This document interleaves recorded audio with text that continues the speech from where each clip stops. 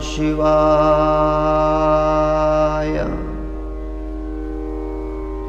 ओम नमः शिवाय।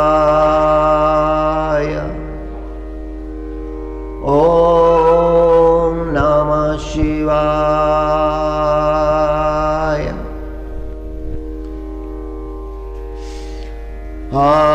शान्ताकारं शिखरिशयनं नीलकण्ठं सुरेशं विश्वाधारं स्फटिकसदृशं शुभ्रवर्णं शुभांगं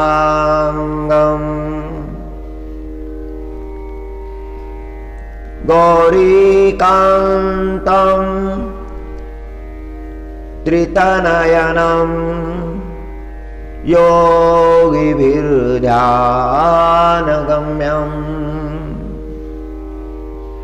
वन्दे शम्भुं भवभयहरं सर्वलोकैकनाथम्।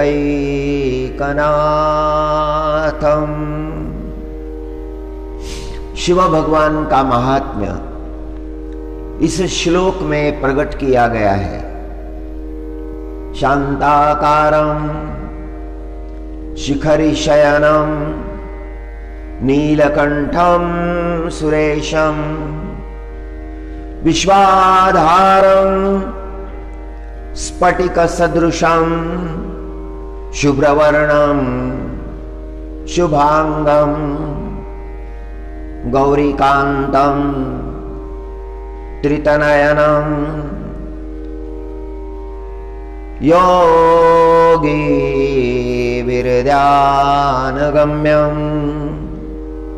वन्दे शम्भुं भवभयहरं सर्वलोकैकनाथं।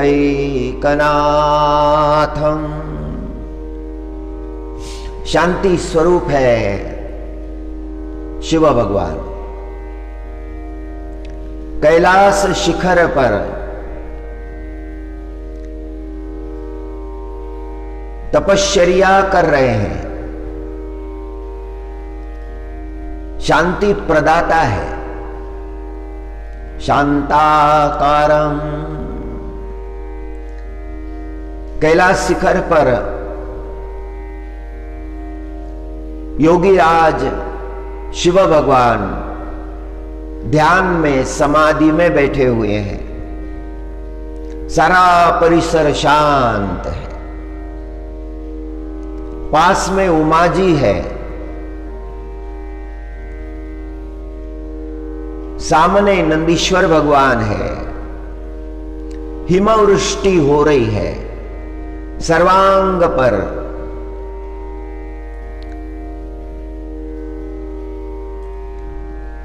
हिमावृष्टि, उस हिम का प्रभाव प्रकट हुआ है। सारे पर्वतों पर धवलता का साम्राज्य है और उस धवलता के उस दिव्य सुंदरता में धवलेश, जिनका कंठ नीला हुआ है, नीलकंठ, देवों के देव, आदिदेव सर्वेश्वर भगवान ध्यानस्थ है। विश्व के आधार है। विश्वाधारम, और कैसे है स्फटिक जैसा शुद्ध होता है, जिसके आर पार देखा जा सकता है, उस स्फटिक के जैसे हैं। शुभ्र वर्ण, वो धवलेश, धवल योगीराज, जिसके अंग बड़े सुंदर लग रहे हैं। गौरी जी के स्वामी है, गौरीकांत है, 3 नयनों से युक्त है। उनका स्वरूप योगियों के ध्यान में भी नहीं आता है। योगी ध्यान लगाते हैं, जितना शिव जी का ध्यान लगाते हैं, जानने का प्रयत्न करते हैं, और परमात्मा अगम्य है, योगियों के ध्यान में भी नहीं आता है। जिनका ध्यान बहुत पुराना है, कई वर्षों का ध्यान है जिनका, उस शिव भगवान को हम वंदन करते हैं। वंदे शंभुम भवभयहरं सर्वलोकैकनाथं। ओम नमः शिवाय। ओम नमः महेश्वराय। ओम नमः शंभवे। ओम नमः पिनाकिने। ओम नमः शशिशेखराय। ओम नमः वामदेवाय। ओम नमः विश्वरूपाय। ओम नमः विरूपाक्षाय। शिव भगवान की प्रार्थना है। शिव का अर्थ होता है मंगल, शिव का अर्थ होता है पवित्र। और शिव भगवान का नाम लेकर, उस प्रभु का स्मरण करके हम इस ब्रह्म मुहूर्त की कथा को आरंभ करते हैं।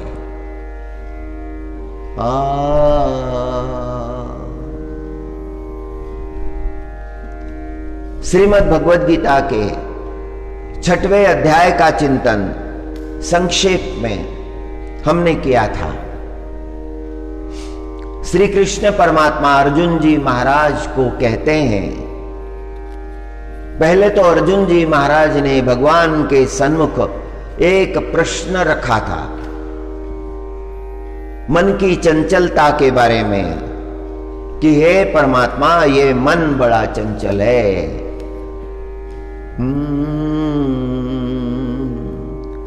ओम चंचलम ही मन कृष्णा। परमात्मा मन बड़ा चंचल है, कितना भी प्रयत्न करने के बाद में स्थिर नहीं बैठता है, वायु जैसा दुष्कर है। चंचलम ही मन कृष्ण प्रमाथि बलवदृढ़म् तस्याहं निग्रहं मन्ये वायोरिव सुदुष्करम्। इस मन को नियंत्रित करने का प्रयत्न है परमात्मा मैंने किया, किंतु ये मन नियंत्रित नहीं हो सका। हे परमात्मा, मुझे बताइए, मुझ पर कृपा कीजिए, मुझे उपदेश कीजिए कि ये मन कैसे शांत हो, ये चंचल मन कैसे स्थिर हो जाए। जब तक मन स्थिर नहीं होता, एकाग्र नहीं होता, तब तक विद्या की प्राप्ति कैसे हो सकती है, ज्ञान की प्राप्ति कैसे हो सकती है, कर्म सफल कैसे हो सकते हैं।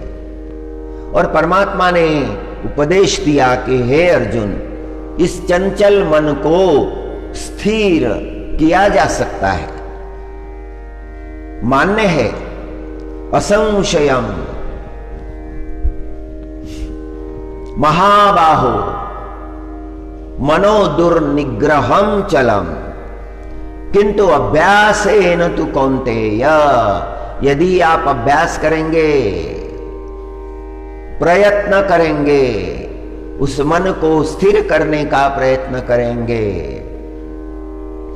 तब अभ्यास के माध्यम से, वैराग्य की प्राप्ति से वो मन स्थिर हो जाएगा। होता नहीं है ऐसा यदि मान लिया जाए, फिर तो हमारे हाथ में कुछ भी नहीं रहा।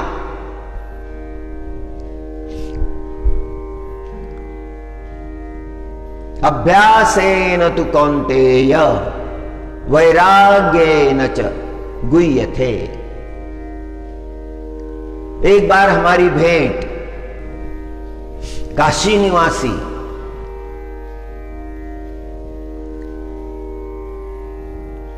जो BHU के छात्र रह चुके थे, जिनका संस्कृत में MA था, वैसे तो काशी के निवासी, पंडितों के वंश में उनका जन्म, घर में शास्त्रार्थ करने वाले लोग, उनका संपर्क पांडे जी, अभी पता नहीं उनकी क्या अवस्था होगी। जब हमसे मिले थे उस समय वो तो 60 वर्ष के ऊपर थे, और आज तो उस घटना को करीबन 30 साल हो गए हैं। 30 साल पहले मिले थे, शास्त्र की बात कर रहे थे। एक भक्त ने उनसे पूछा, पांडे जी,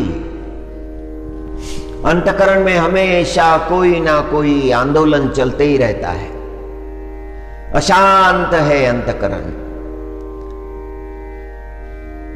और उसी के कारण मानसिक स्वास्थ्य बिगड़ जाता है, अध्ययन में अंतर पड़ता है, परमात्मा चिंतन में अंतर पड़ता है, क्या करूं समझ में नहीं आता।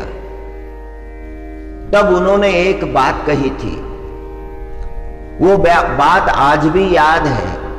उन्होंने कहा था, श्रीमद् भगवद गीता का पारायण हर दिन कीजिए।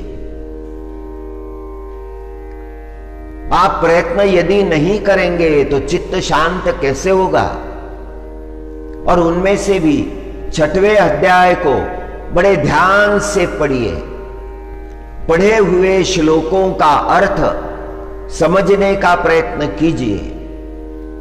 समझ में नहीं आए तो भी कोई बात नहीं, आज नहीं तो कल, कल नहीं तो परसों समझ में आएंगे, और जब समझ में आएंगे तब आपको बड़ा आनंद होगा। सर्वश्रेष्ठ मार्गदर्शन आपको श्रीमद् भगवद गीता में प्राप्त होगा।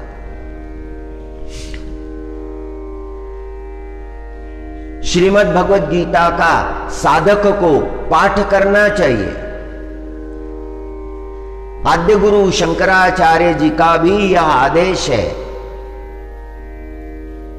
श्रीमद् भगवद गीता का पाठ करना चाहिए। असंशयम महाबाहो मनो दुर्निग्रहम चलम। मान लिया कि उसे काबू में करना, मन को काबू में करना, नियंत्रण में लाना दुष्कर है, फिर भी अभ्यासेन तु कौन्तेय, अभ्यास करने से वह भी काबू में आएगा। परमात्मा के शब्द है।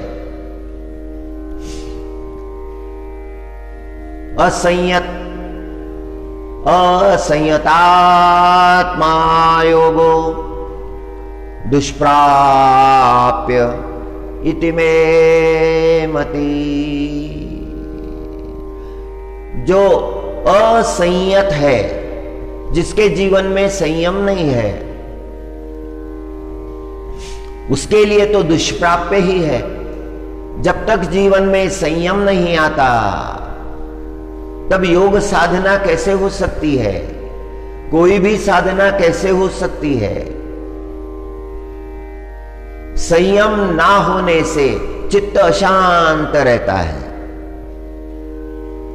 मन का संयम चाहिए, और यदि मन का संयम जीवन में आ गया तो फिर वो मन वश हो जाता है, जैसा कहो वैसा करने लगता है।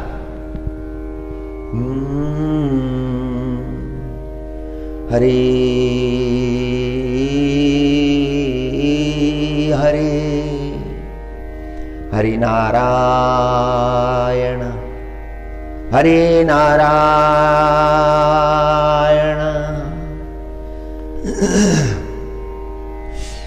असंयमना असंयतमना असंयतात्मना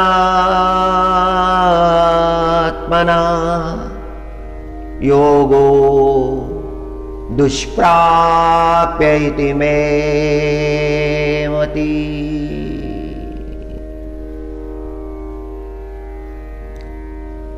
वश्यात्मना तु यतता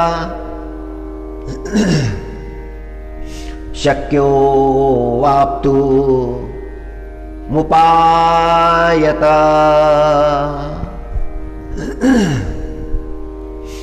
जिसने मन वश कर लिया है उसे क्या दुर्लभ है? जिसका मन ही वश में नहीं है उसके लिए बहुत कठिन है।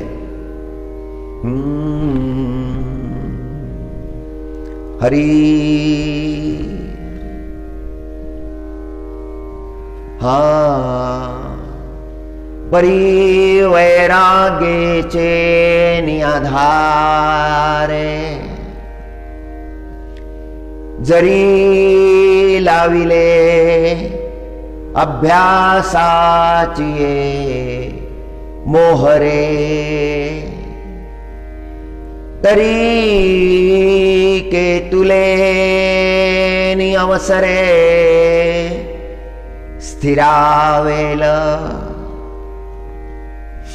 मौली ज्ञानेश्वर महाराज कह रहे हैं परिवैराग्ये चेनियाधारे। वैराग्य का आधार ले लिया, वैराग्य प्राप्त कर लिया, वैराग्य को समझ लिया। धीरे धीरे धीरे धीरे जो है वासनाएं वो क्षीण होने लगी, आशाएं आकांक्षाएं क्षीण होने लगी, आसक्ति कम होने लगे। ओम। जो मन आसक्ति से लिप्त था वो हटने लगा, जैसे सरोवर का जल शांत होने पर गर्मियों के दिन आते हैं, सरोवर का जल कम होने लगता है और एक समय ऐसा आता है कि सारा सरोवर सूख गया है, अब उसमें जल की बूंद भी नहीं रही। वैसे ही मन की आसक्ति समाप्त हो जाती है, मन अनासक्त हो जाता है, मन को वैराग्य प्राप्त होता है, जीवन में वैराग्य का उदय होता है। जो दिखता है वो नष्ट होने वाला है, आज दिख रहा है और एक दिन ऐसा आएगा कि सब नष्ट होगा। आसक्ति चाहती है यह रहे, यह हमेशा के लिए रहे, यह कभी ना घटे। जीव चाहता है कि यह सुख बना रहे। संसार में जो सुख मिल रहा है, भोग में जो सुख मिल रहा है, भोजन में जो सुख मिल रहा है, इंद्रियों के द्वारा जो सुख प्राप्त हो रहे हैं, आंखों से दर्शन हो रहा है, मुख से रस का ग्रहण हो रहा है, नासिका से सुगंध का ग्रहण हो रहा है, कानों को विषय बड़े प्रिय है, उन विषयों का गायन कान श्रवण कर रहे हैं। शरीर से उपभोग लिया जा रहा है। शरीर एक साधन हो गया है भोग करने का। उस शरीर को संभालने की, उसे स्वस्थ रखने की तीव्र इच्छा है, तीव्र प्रयत्न है। मन में यही आशा है, यही आकांक्षा है, ये शरीर अच्छा बना रहे। किस लिए बना रहे? ये प्रश्न बड़े महत्व का है। ये भोग के लिए बना रहे। ये शरीर तो है लेकिन भोग के लिए है। भोगी का ये भाव है, योगी का ये भाव नहीं है। योगी का भाव अलग है। योगी कहता है इस शरीर के माध्यम से इंद्रियों को नियंत्रित कर मैं अपने आत्म तत्व को जान लूं, उस परमात्मा को जान लूं। योगी के अंतकरण में जो आशा है, जो इच्छा है, जो वासना है, इसे सद्वासना कह सकते हैं।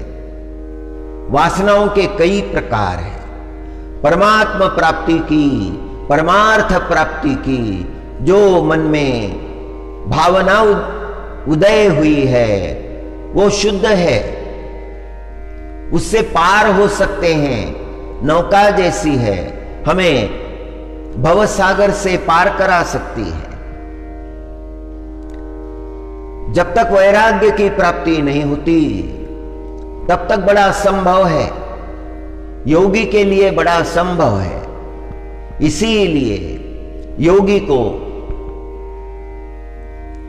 संयम से,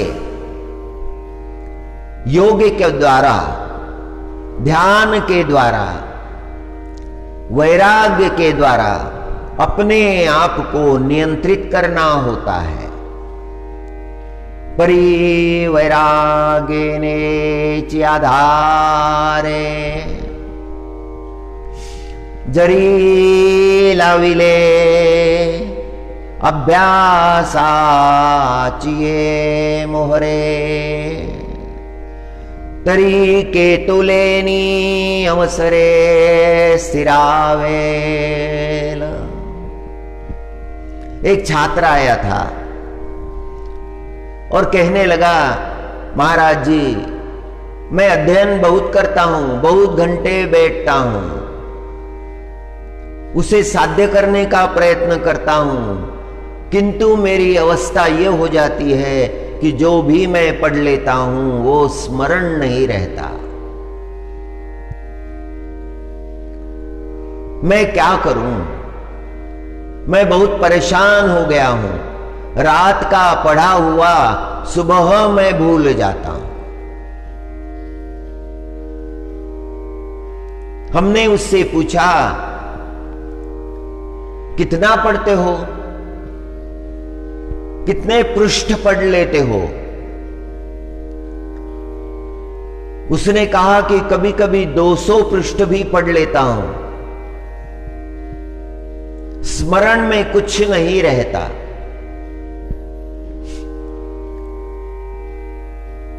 तब हमने कहा कि विचार से पढ़ो। जो पढ़ा है उस विचार को समझ लो। केवल अधिक मात्रा में पढ़ने से कुछ नहीं होगा। विचार से समझ कर पढ़ो। उस विचार को पढ़ लो। शब्दों का फर्क हो सकता है, किंतु विचार प्रकट करने में कोई फर्क नहीं पड़ेगा।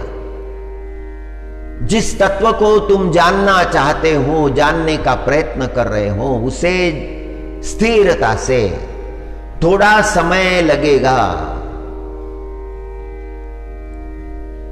उन शब्दों की आत्मा में जो विचार है उसको जान लो। यदि उस विचार को पूर्ण रूप से, स्पष्ट रूप से जान लिया, थोड़ा उस विचार को जानने के बाद आंखें बंद करके उसका फिर से स्मरण करो और ऐसा नित्य करो। 1 महीना करके देखो, तुम्हें लाभ मिलेगा। और उस छात्र ने वैसे ही करना आरंभ किया। और 1 महीने बाद जब वह मिलने आया तो उसने कहा कि नहीं, अभी बात मेरे समझ में आ रही है। There is no importance of quantity, there is importance of quality. कितना समझा है, शास्त्रों को समझने के बाद अंतकरण में ज्ञान का प्रकाश पड़ता है। समझने के पहले नहीं, पारायण भी करो तो समझ कर करो। श्रीमद् भगवद गीता में श्री कृष्ण परमात्मा ने जो उपदेश दिया है, उसको, उसका पठन, उसका मनन, उसका चिंतन मनुष्य को करना चाहिए। वह लाभदायी है। वह अभ्यास जो है उससे वैराग्य प्राप्त होगा, और जब वैराग्य प्राप्त होगा तो अपने आप सब गुत्थियां सुलझ जाएंगी। कोई भी गुत्थी अपने अंतकरण में नहीं रहेगी। हरि हरि हरि हरि हरि हरि।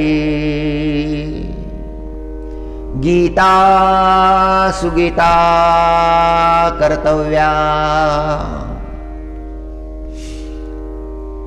किमन्नै शास्त्र विस्तरै, या स्वयं पद्मनाभस्य मुखपद्मा द्विनिश्रुता। बड़ा मधुर श्लोक है। हमारा कर्तव्य है उस दिव्य ज्ञान को प्राप्त करना। यदि हम उसे प्राप्त नहीं करेंगे, उसे समझेंगे नहीं, तो हमारा कल्याण कैसे होगा? वो मुक्ति का शास्त्र है, वो भक्ति का शास्त्र है, वो ज्ञान का शास्त्र है, वो वैराग्य का शास्त्र है, वो योग का शास्त्र है, वह भक्ति का शास्त्र है। इसीलिए बुद्धिमान लोग उस शास्त्र का अनुशीलन करते हैं। उनकी वाणी में वो शास्त्रों के मंत्र होते हैं। ये मुक्त कराने वाले मंत्र है। ये परम कर्तव्य है। गीता सुगीता कर्तव्या, किमन्नै शास्त्र विस्तरै, या स्वयं पद्मनाभस्य मुखपद्मा द्विनिश्रुता। इस श्लोक के दूसरे चरण में एक शब्द आया है पद्मनाभ। उस परमात्मा को पद्मनाभ कहा है। और दूसरा शब्द आया है मुख पद्मा द्वि निश्रुता।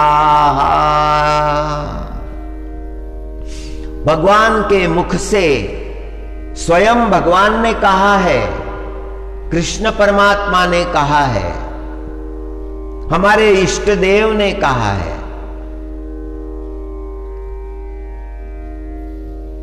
वही पद्मनाभ है। पद्मकल्प का ये प्रसंग है। पद्मकल्प में, क्षीराब्धि में श्री नारायण भगवान शयन कर रहे थे, अयन कर रहे थे, योग निद्रा में थे। जीव को जैसी निद्रा होती है वैसी परमात्मा की निद्रा नहीं है।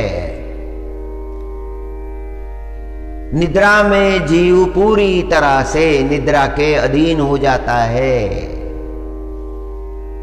एक अलग दुनिया में चला जाता है। इस बात को भूल जाता है, देह को भी भूल जाता है। उसे स्वप्न आते हैं, स्वप्न क्यों आते हैं, इस पर बड़ा संशोधन हुआ है। ऑस्ट्रिया के एक बहुत बड़े वैज्ञानिक ने, जिनका संसार में बहुत नाम हुआ, जिन्होंने 19th century and 20th century पर बड़ा प्रभाव डाला है। स्वप्नों का संशोधन उन्होंने किया था। स्वप्न क्यों आते हैं, स्वप्न आने के कारण क्या है, स्वप्नों की दुनिया क्या है। अचेतन मन में दबे हुए भाव स्वप्न में उभरते हैं। वातावरण का परिणाम भी मनुष्य के स्वप्न पर होता है। भोजन का परिणाम भी मनुष्य के स्वप्न पर होता है। जिन लोगों से मनुष्य मिलता है, जिनसे चर्चा करता है, उस चर्चा में जो दृढ़ विचार प्रकट हुए हैं, संवाद के माध्यम से वही कभी कभी स्वप्न का कारण बन जाते हैं। अंतकरण में जिस प्रकार की भावनाएं हैं, वो भावनाएं भी स्वप्न का कारण बनती है। स्वप्न में भूत भी होता है, वर्तमान भी होता है और भविष्य भी होता है। अचेतन मन की जो अवस्था है, उस अवस्था के स्वप्न आने लगते हैं। अजीबो गरीब भिन्न भिन्न प्रकार के स्वप्न आने लगते हैं और स्वप्न प्रत्यक्ष देख रहे हैं, ऐसे ही देख रहे हैं, ऐसा आभास होने लगता है। जीव पूर्व जन्म में भी चला जाता है। स्वप्न के बारे में चिंतन करने वाले बहुत विद्वान इस जगत में हुए हैं।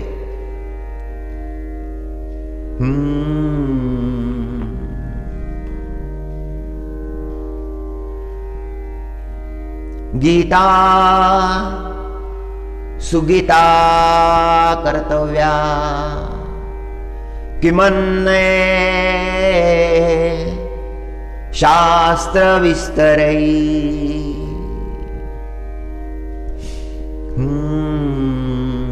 मनुष्य का भाव विश्व पूरा दिखाई नहीं देता है।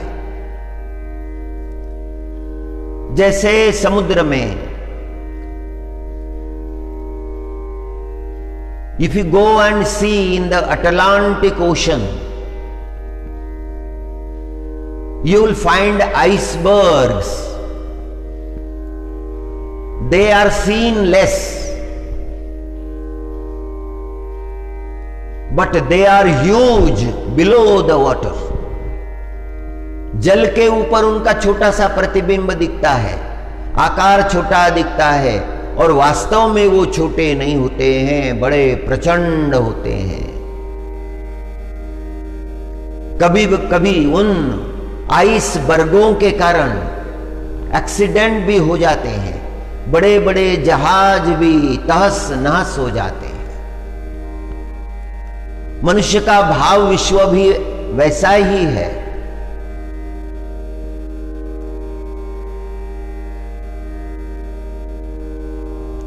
उस भाव विश्व का संतुलन बिगड़ने से मनुष्य की मानसिक अवस्था बिगड़ जाती है। मनुष्य को अपने भाव विश्व के बारे में थोड़ा संकेत होना चाहिए। जितना दिख रहा है उतना नहीं है। How much is seen, it is not only that, it is far far bigger than what is seen. जो दिखाई दे रहा है उससे अनंत गुना बड़ा है। ये योगी जान लेते हैं। पद्मनाभ शब्द आया है पद्मकल्प के प्रसंग में। यह घटना घटी थी जहां नारायण भगवान योग निद्रा में थे। स्वप्नों का प्रसंग थोड़ा सा स्पर्श किया है निद्रा कहने के लिए। जीव की निद्रा कैसी होती है और परमात्मा की निद्रा वो योग निद्रा है, उसे निद्रा नहीं कहा जा सकता, वो तो जागृति की ही अवस्था है। जागृत जीव की जागृत ही निद्रा होती है, उसे निद्रा कहना योग्य नहीं होगा। पद्मनाभ, उनकी नाभि से पद्म उगा था और उस पद्म पर ब्रह्मा जी प्रकट हुए थे। तब से नारायण भगवान का नाम हो गया है पद्मनाभ। सब उन्हीं से प्रकट हुआ है, जो जो दृष्टि में आता है सब उन्हीं से प्रकट हो गया है। आगम निगम मत एहा, ये आगम निगम का मत है। आगम निगम ने ये कहा है।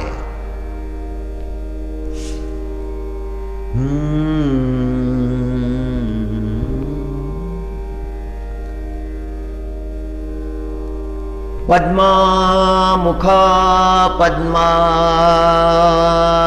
द्वि निश्रुता। श्री गीता का शास्त्र उस पद्मनाभ भगवान के कमल के समान पद्म मुख पद्म द्विनिश्रुता, परमात्मा के मुख से, साक्षात परमात्मा के मुख से ये शास्त्र प्रकट हुआ है। ये भगवान की वाणी है, ये भगवत वाणी है। इसका बड़ा महत्व है।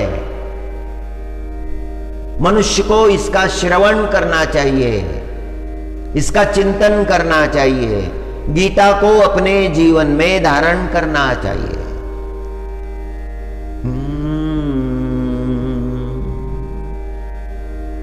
भारतामृत सर्वस्वम,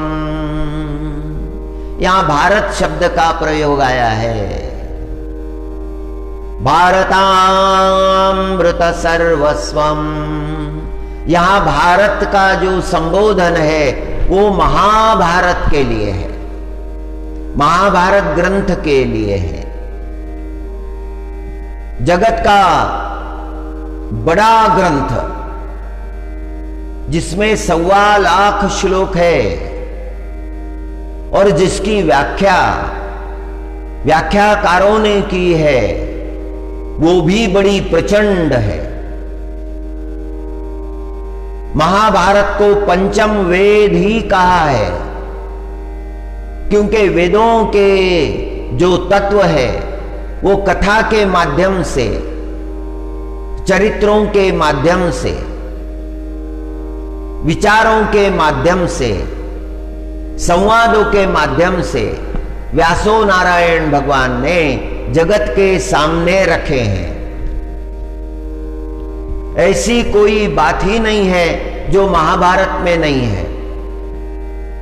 महाभारत में सब आया है। जो जो ज्ञान जगत में सोचा जा सकता है वो सकल ज्ञान महाभारत में आया है।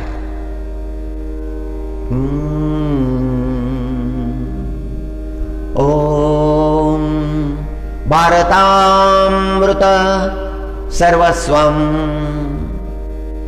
ये जो ज्ञान प्रकट हुआ है महाभारत में उसे परमात्मा ने अमृत कहा है। अमृत जिलाता है। जिसे अमृत प्राप्त हुआ उसे मृत्यु नहीं होती। ज्ञान ये अमृत है। मनुष्य को मुक्त करने वाला है, अज्ञान से छुड़ाने वाला है। अज्ञान में भटकते रहना ये मृत्यु ही है।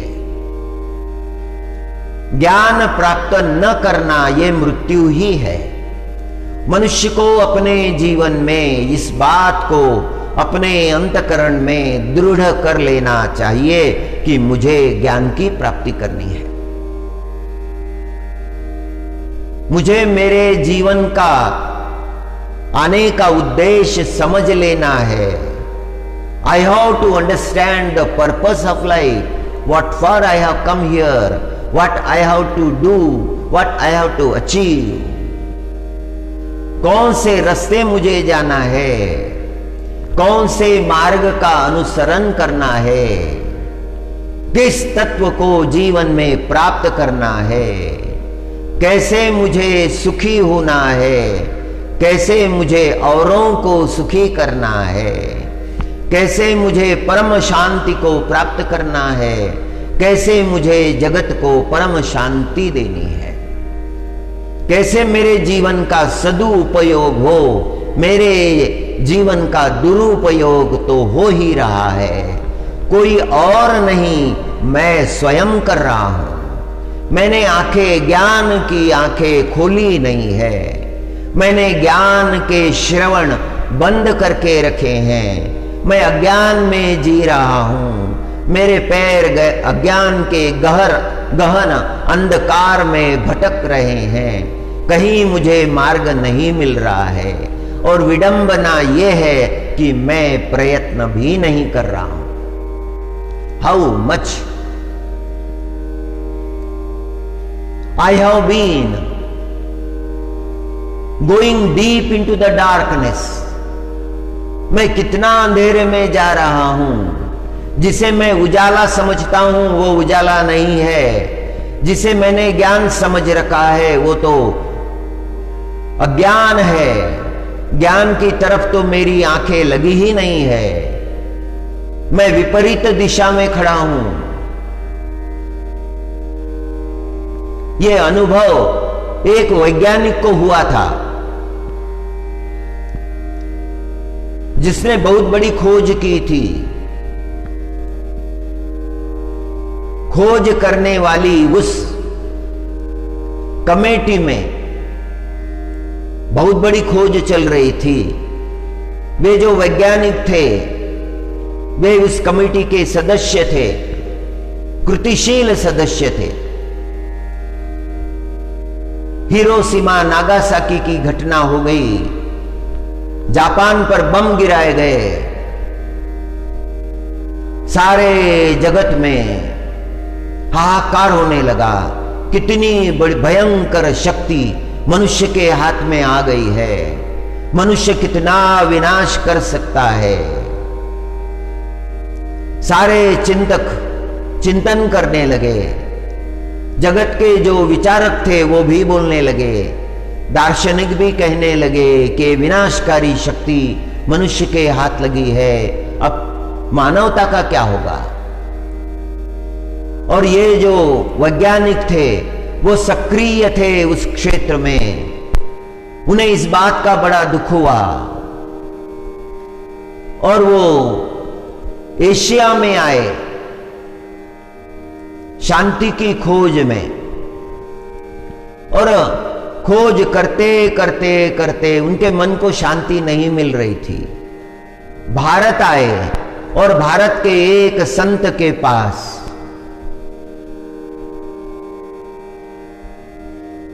उन्होंने निवेदन किया कि मुझे आपसे कुछ पूछना है। मैं वैज्ञानिक हूं, इस कमेटी में मैंने सक्रिय सहयोग दिया है। बहुत बड़ी शक्ति मनुष्य के हाथ लगी है, विनाशकारी शक्ति हाथ लगी है। I feel so sad.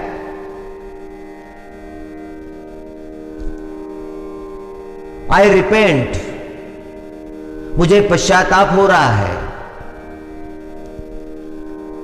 कितने लोग नष्ट हो गए, मानवता का कितना नुकसान हो गया। संसार में ये स्पर्धा बढ़ती जा रही है, मेरी समझ में नहीं आता मैं शांति कहां पाऊं। मैं बड़ा शांत हूं। संत ने कहा शाम तक मेरे पास बैठो। और वो संत शाम तक वैसे ही संत के पास बैठ गए। सुबह बैठे, शाम तक बैठे, और शाम को महात्मा जी ने जब आंखें खुली तो वैज्ञानिक को देखा, वो बैठा हुआ है। जब उसने वैज्ञानिक ने आंखें खोली तब महात्मा जी ने पूछा, क्या शुरू से लेकर अभी तक तुम शांत बैठे थे? वैज्ञानिक ने कहा, नहीं, मुझे शांत होने के लिए बहुत समय लगा।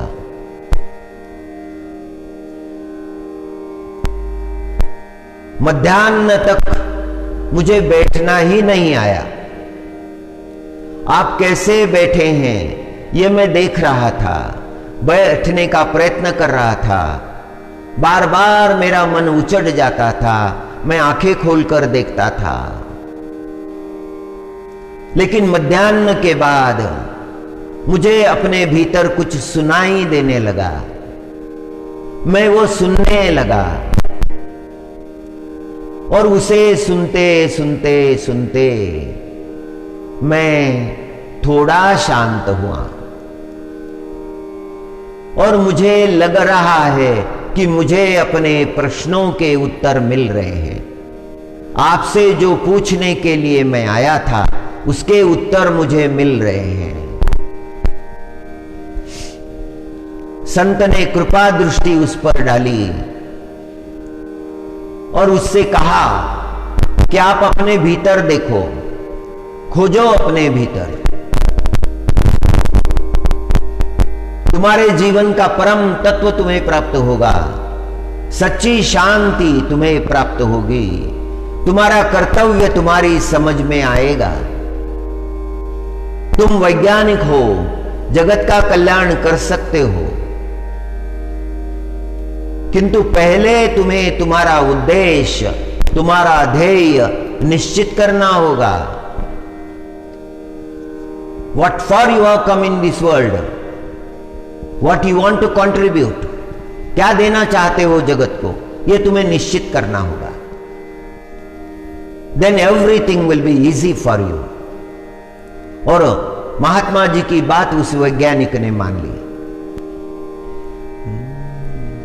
सबसे बड़ी विद्या जो है वो आत्मविद्या है, उपनिषदों की विद्या है। आज हम चर्चा करेंगे कठोपनिषद की। कठोपनिषद का थोड़ा सा भाग जानने का प्रयत्न करेंगे। ओम सहना भवतु सहनो भुनक्तु सह वीर्यं करवावहै तेजस्विनावधीतमस्तु मा विद्विषावहै। ओम शांति शांति शांति ही। इस शांति पाठ से कठोपनिषद का आरंभ होता है। ऐसी परंपरा है, ऐसा प्रघात है। अध्ययन करने के पहले प्रार्थना करनी पड़ती है, भगवान को शरण जाना पड़ता है, उस परम तत्व को शरण जाना पड़ता है। तर्क के सहारे चलो तो नहीं पहुंच सकते, तर्क कहां पहुंचाएगा। श्रद्धा के सहारे पहुंच सकते हैं। श्रद्धा बड़ा काम करती है, मनुष्य के जीवन का कल्याण करती है। जो वैज्ञानिक महात्मा जी के सामने बैठा था और जिसे अनुभव कराया, वो केवल श्रद्धा से ही हुआ है। यदि उस वैज्ञानिक ने पूछा होता कि why to sit such a long time, इतनी देर क्यों बैठना है, ऐसा यदि पूछा होता था तो उसे वो प्राप्ति नहीं होती। महात्मा जी के शब्दों पर उसने श्रद्धा धारण की, विश्वास किया, और फिर उसे मार्ग मिलने लगा। और श्रीमद् भगवद गीता शास्त्र तो स्वयं पद्मनाभ ने बताया है, श्री कृष्ण परमात्मा ने उपदेश किया है। श्री महाभारत का ये अमृत है, सार तत्व है, इसमें कर्तव्य धर्म है, कर्म मार्ग का उपदेश है, कर्म योग का उपदेश है।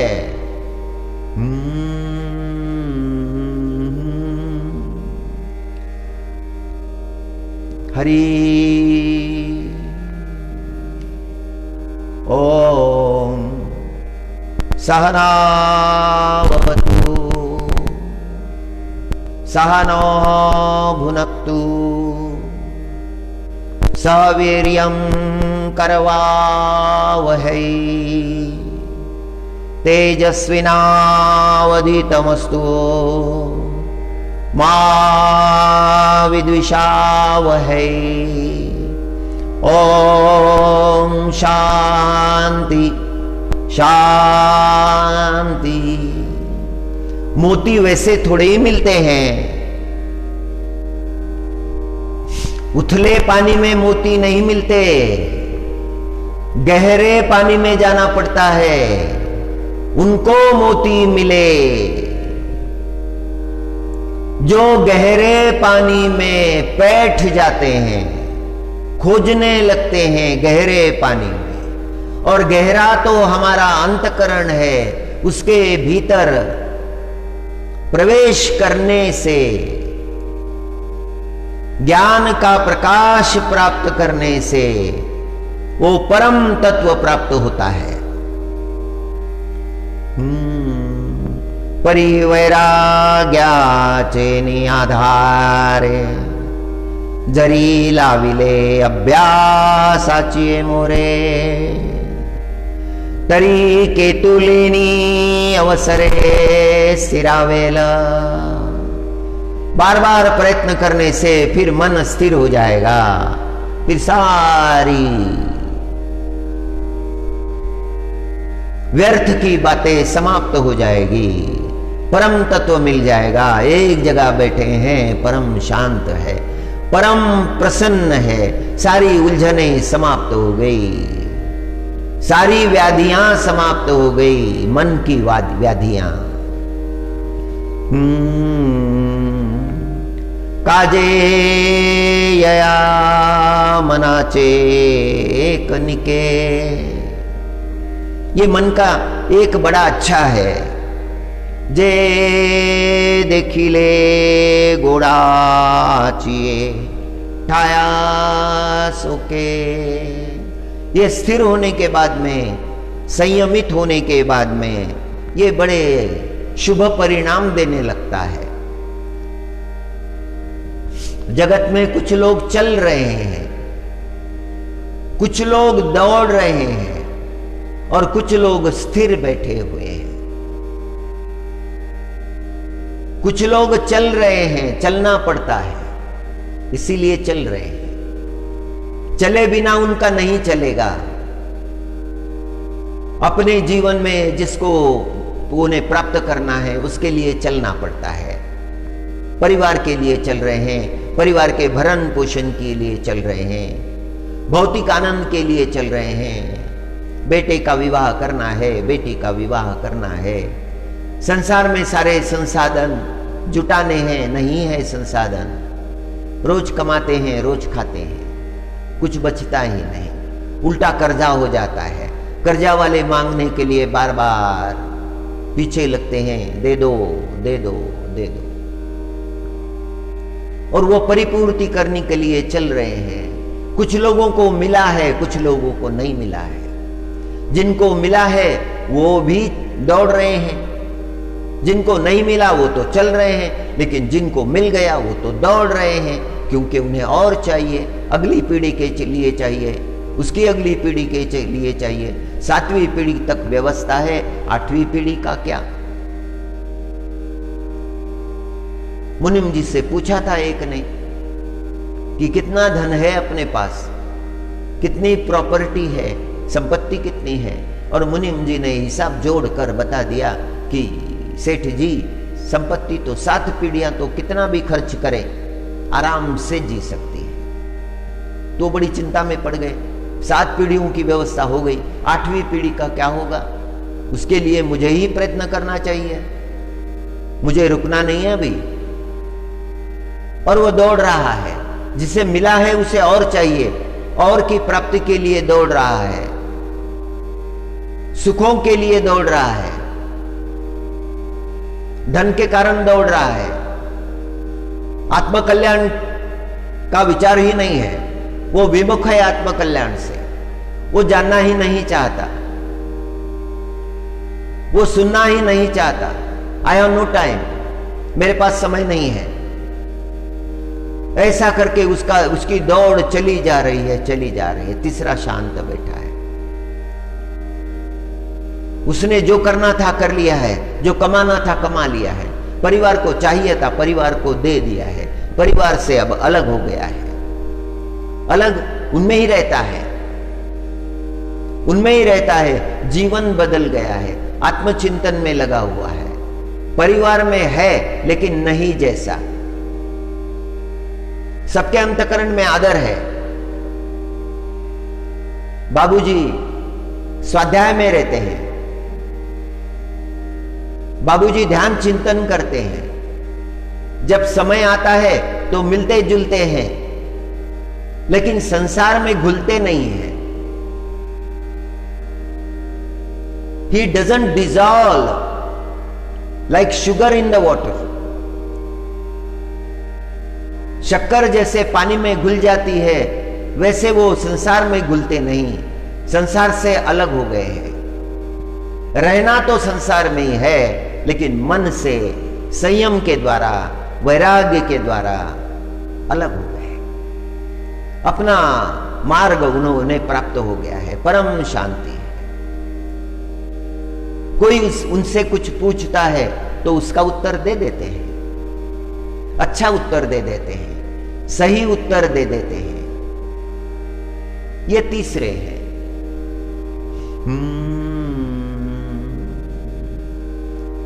कठोपनिषद का प्रसंग है। प्रार्थना कर ली, उपनिषद आरंभ हो गया। प्रथम वल्ली वाजश्रवश नाम के ऋषि के बारे में यह प्रसंग है। यज्ञ चल रहा है, वाजश्रवा ऋषि यज्ञ कर रहे हैं, और उस यज्ञ में गौओं का दान कर रहे हैं।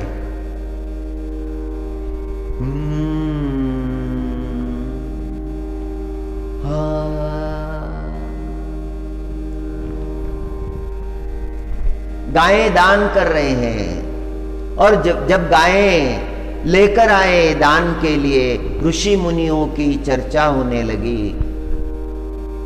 वो कहने लगे ये गायें किस काम की, ये तो दूध नहीं देगी, ये तो मरण को प्राप्त होने वाली है, मृत्यु को प्राप्त होने वाली है। पितोदका जगदतृणा ओ पितोदका जगदतृणा। इन्होंने जल पी लिया है। इस संसार में जितना जल ये पी सकती थी वो पी चुकी है। पितोदका, उदका, दका, पितोदका, जल पी चुकी है। जगदतृणा, ये तृण जितना खा सकती थी उतना खा चुकी है। अभी ये खंडित दंता है, इनके दांत गिर चुके हैं, ये वृद्धा हो गई है, अब ये तृण खा नहीं सकती, अब ये जल पी नहीं सकती। दुग्ध दोहा, इनका दोहन, इनका दूध जितना प्राप्त किया जा सकता था वो प्राप्त हो चुका है।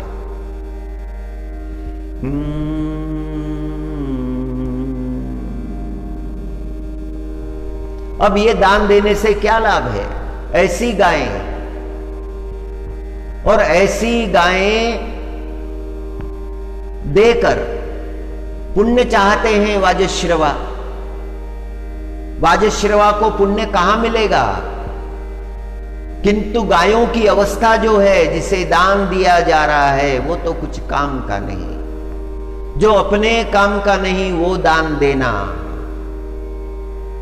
पितोदका जगदत्रुणा दुग्धदोहा निरिंद्रियाः। इनकी इंद्रियां जो है वो क्षीण हो चुकी है, खड़ा नहीं हो सकती, चल नहीं सकती, नदी पर नहीं जा सकती, जल वहां ग्रहण नहीं कर सकती। ऐसा दान देने से इस ऋषि को क्या लाभ होगा? अनंदा नाम ते लोका। इन्हें स्वर्ग चाहिए। विश्वजीत नाम का यज्ञ हो रहा है, उस विश्वजीत यज्ञ में सब कुछ देना पड़ता है, कुछ भी रखना नहीं पड़ता। पुराने काल में ये विश्वजीत यज्ञ प्राचीन काल में ऋषि मुनि करते थे। अपने पास जो भी इकट्ठा हुआ है सारा का सारा दान दे देते थे। और वाजश्रवा ऋषि ये विश्वजीत यज्ञ कर रहे हैं। ब्राह्मणों में चर्चा हो रही है, पंडितों में चर्चा हो रही है। पितोदका जगदत्रुणा दुग्धदोहा निरिंद्रियाः अनंदा नाम ते लोका स्थानस गच्छति ताददत्।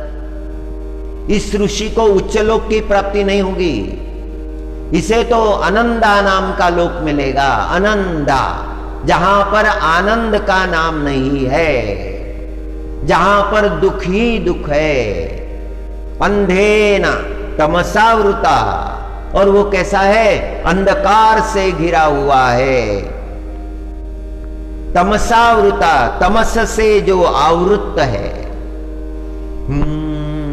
अनंदा नाम ते लोकान् स्थानस गच्छति ताददत्। आनंद नाम का लोक किसे मिलेगा? ये बात उनके पुत्र 5 वर्ष के नचिकेता ने जान ली। नचिकेता बड़ा मेधावी छात्र था। वो सोच रहा था पिताजी क्या देकर क्या चाहते हैं, क्या दे रहे हैं और क्या चाहते हैं। उसके मन में विचार आया कि मैं भी तो उनका पुत्र हूं, मुझे भी तो दान करना होगा। वो मुझे किसे देंगे? नचिकेता पिता के सामने आया और पिता से कहने लगा, हे पिता, आप मुझे किसे देंगे? वहां बैठे हुए जो ऋषि मुनि थे वो देखने लगे। 5 वर्ष का बालक वाजश्रवा ऋषि से पूछ रहा है कि वाजश्रवा उसे किसे देंगे। पिता ने कहा, ठीक है, अभी समय नहीं है, बाद में बात करूंगा, जाकर बैठ जाओ। वो थोड़ी देर बैठा रहा,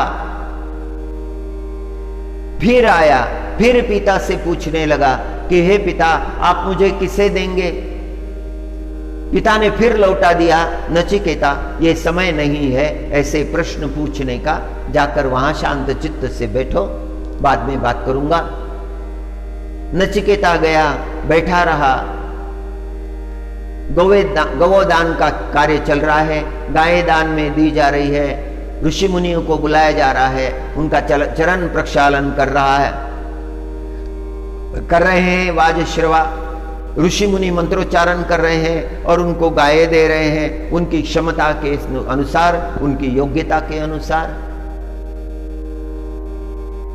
फिर नचिकेता आया, फिर पिता से पूछने लगा कि हे पिता, आप मुझे किसे देंगे?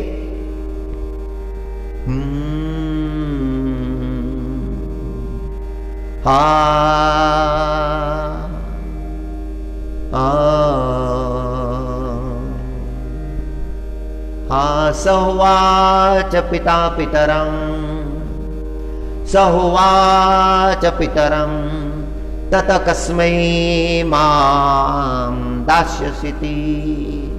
पिता आप मुझे किसे देंगे? अब इस बार पिता को क्रोध आया, और क्रोध में तो संतुलन रहता नहीं। क्रोध में विवेक कहां, क्रोध में सद्विचार कहां, और उनके मुख से निकल गया द्वितीयम तृतीयम स होवाच। पहली बार सुन लिया था, दूसरी बार सुन लिया था, तीसरी बार उत्तर दिया मृतवे त्वाम ददामिति। मैं तुम्हें मृत्यु को दे दूंगा, यम भगवान को दे दूंगा। ये बात कही, नचिकेता शांत एक कोने में बैठ गया, विचार करने लगा, पिताजी ने मुझे मृत्यु को दिया है, अब तो मुझे मृत्यु के पास जाना चाहिए। और नचिकेता चल पड़ा मृत्यु से मिलने। बड़ा सुंदर प्रसंग है, बड़ा मेधावी प्रसंग है, उपनिषद का प्रसंग है। वंदे चिदानंद रूपम वंदे शोक संतापहरम। परमात्मा की प्रार्थना करनी चाहिए हर दिन, ब्रह्म मुहूर्त में करनी चाहिए।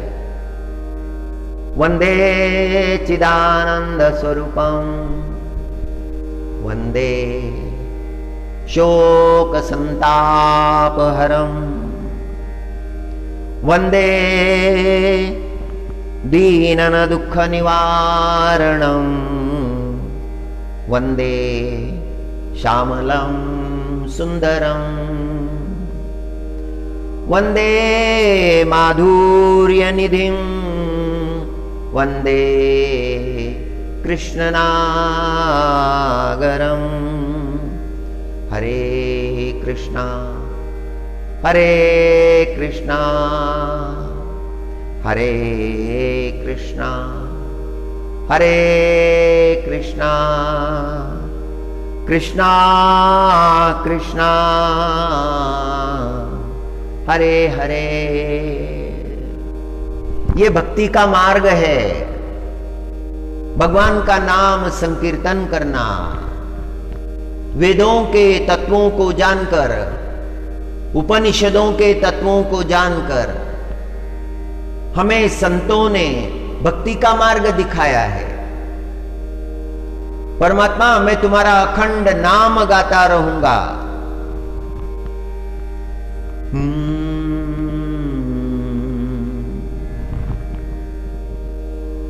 हरि तुझे नाम गायन अखंड। हरि तुझे नाम गायन अखंड। यावेण पाखंड ने काही। यदि परमात्मा मैं तुम्हारा गायन नहीं करूंगा तो ये मेरे जीवन का पाखंड होगा। जिस परमात्मा ने मुझ पर इतनी कृपा की है, मुझे ये शरीर प्रदान किया है, उस शरीर का सदुपयोग मुझे करना चाहिए, परमात्मा की सेवा के लिए करना चाहिए। हे परमात्मा मैं तुम्हारा नाम अखंड गायन करूंगा। ये शुभ संकल्प है। जगत गुरु तुकाराम महाराज ने निश्चय किया है कि वे केवल भगवान के नाम का गायन करेंगे। सब जानने के बाद व्यक्ति दुकान में जाता है वस्त्र खरीदने के लिए, और दुकानदार जो है उसके सामने कई वस्त्र डाल देता है। पहले पूछता है किस प्रकार का वस्त्र चाहिए, और बताने के बाद में उस प्रकार में अनेक वस्त्र डाल देता है। ये चाहिए, ये चाहिए, ये चाहिए, ये चाहिए, कौन सा चाहिए, चुनाव कीजिए। और जिसे खरीदना है, वस्त्र प्राप्त करना है, वो उनमें से चुनाव करता है जो है। जैसे उस व्यक्ति की अवस्था है चुनाव करने की, उसी तरह संत के जीवन में भी कई बातें हैं। सांसारिक सुख चाहिए, सांसारिक भोग चाहिए, पदार्थ चाहिए, अच्छा घर चाहिए, सुलक्षणा पत्नी चाहिए, आज्ञाकारी पुत्र चाहिए, बहुत बड़ा परिवार चाहिए। क्या चाहिए? क्या तुम्हारी इच्छा है? What you need? कोई पत्नी मांगता है, कोई परिवार मांगता है, कोई स्वास्थ्य मांगता है, संसार के पदार्थों को मांगता है, मांगते ही रहता है, मांगते ही रहता है, उसकी मांग पूरी नहीं होती।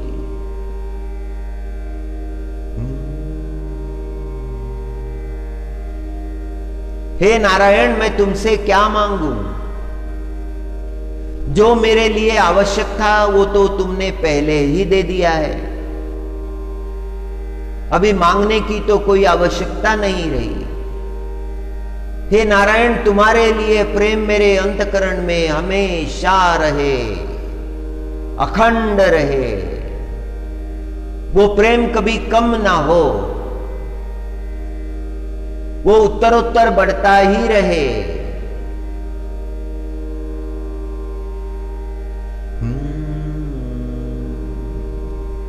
मैं तुम्हारे नाम का भजन अखंड कर सकूं।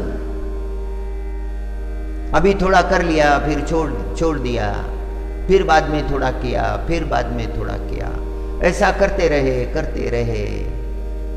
धागा तो एक नहीं है, धागे को बहुत गांठें पड़ गई है। एक थोड़ा सा कर लिया, फिर छोड़ दिया, फिर थोड़ा सा कर लिया, फिर छोड़ दिया।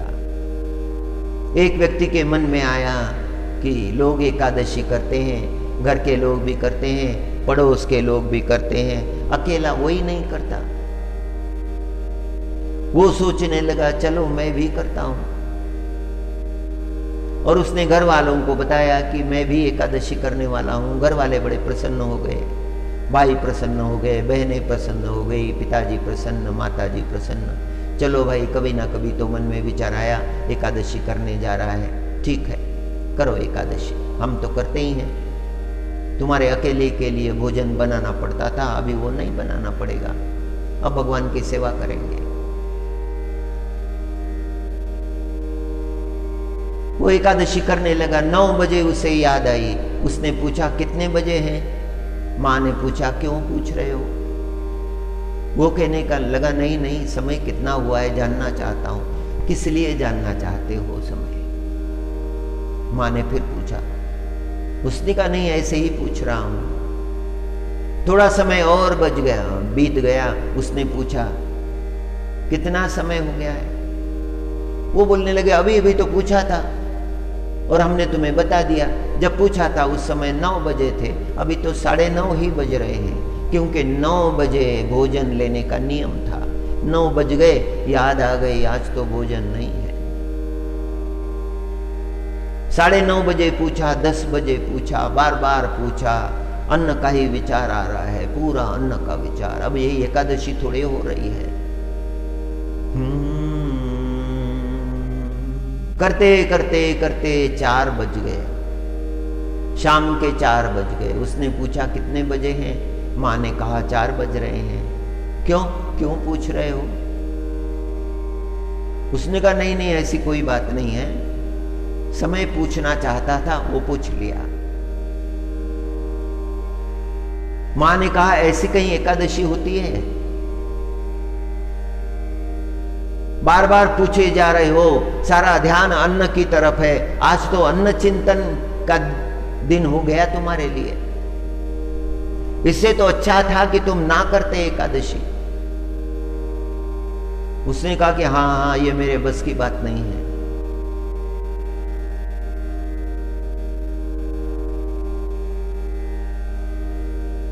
मां ने कहा कि अगर बहुत भूख लगी है तो मैं तुम्हारे लिए कुछ बना देती हूं।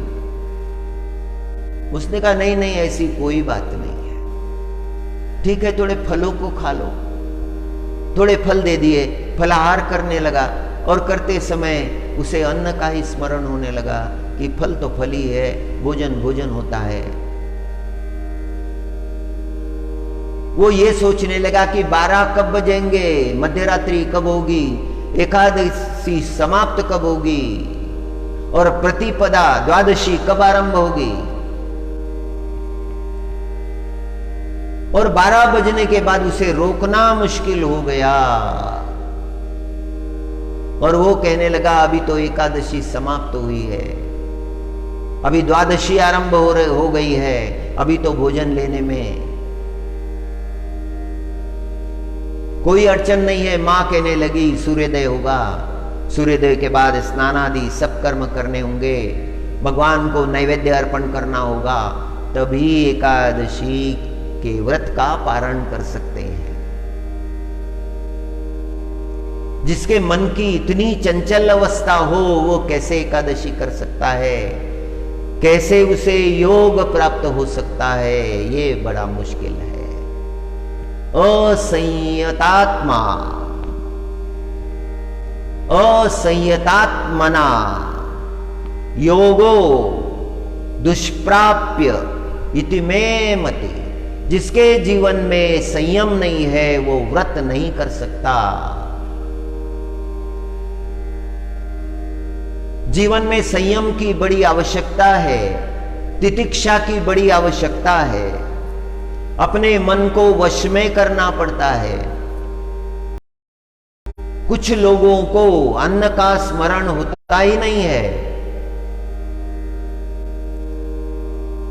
अन्न के लिए उनका मन दौड़ता ही नहीं है। उन्हें बुलाना पड़ता है कि चलिए भोजन का समय हो गया, अभी भोजन लीजिए। मनाधीन के लिए मुश्किलें हैं, जो मन के अधीन हो गया है उसके लिए मुश्किलें हैं। मन के अधीन नहीं, मन को अपने अधीन करना चाहिए। जगतगुरु तुकाराम महाराज अपना निश्चय घोषित करते हैं, मेरा क्या निश्चय है, मैं क्या करूंगा। अब क्या करोगे?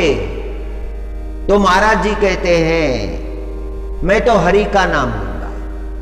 और ये हरि से बोल रहे हैं, विठ्ठल भगवान से बोल रहे हैं, विठ्ठल भगवान से संवाद चल रहा है कि हे परमात्मा मैं तुम्हारे नामों का गायन करूंगा।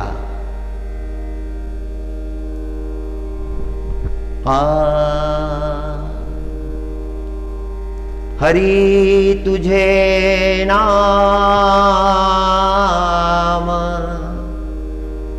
गायना खंड, या विण पाखंड नेणे काही। हे परमात्मा मेरे लिए वो पाखंड है यदि मैं भगवत विमुख हो जाऊं, यदि मैं तुम्हारे नाम को छोड़ दूं। हरि हरि हरि हरि हरि हरि हरि हरि हरि तुझे नाम गायन खंड, या वीण पाखंड नेणे काही। भगवान नाम के बिना रहना ये महाराज जी पाखंड समझते हैं। सदा हमेशा भगवान का नाम लेना चाहते हैं, गाना चाहते हैं, गायन करना चाहते हैं, भगवान से ही संवाद करना चाहते हैं। संसार के लोग कहाँ सुनते हैं? किसी को अपने मन का दुख बताने जाओ तो वो सुन लेता है, शुरू शुरू में सुन लेता है और बहुत ज्यादा बोलने लगो तो वो डर जाता है, वो सोचने लगता है पता नहीं कितनी देर बताएंगे, अभी कितना सुनना पड़ेगा, और उससे बस बताने से भी क्या लाभ है, उसे बताने से कौन सी शांति मिलने वाली है, उसे बताने से कौन सा समाधान होने वाला है। परमात्मा को ही बताना है, परमात्मा ही सुनते हैं। मीरा जी परमात्मा से बात करती है, गिरधर से बात करती है, रविदास महाराज माधव से बात करते हैं, हे माधव। मीरा जी पुकारती है हे गोविंद, हे गिरधर। संत महात्मा परमात्मा से ही संवाद करते हैं, उनका संवाद सार्थ है। मनुष्य से किया संवाद व्यर्थ है, उसका कोई उपयोग नहीं।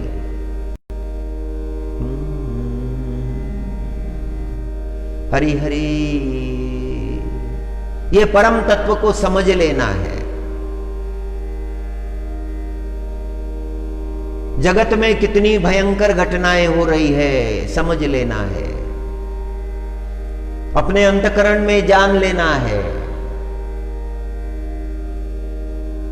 तरुण अवस्था के लोग जगत छोड़कर चले गए हैं। महामारी के प्रकोप में कई युवा मृत्यु को प्राप्त हो गए हैं और कई बूढ़े वो बच गए हैं। जिन्हें जाना था वो रह गए और जिन्हें नहीं जाना था वो चले गए हैं। भयंकर घटनाएं हो रही है, कलयुग का प्रचंड प्रहार है, कलयुग का प्रचंड प्रभाव है।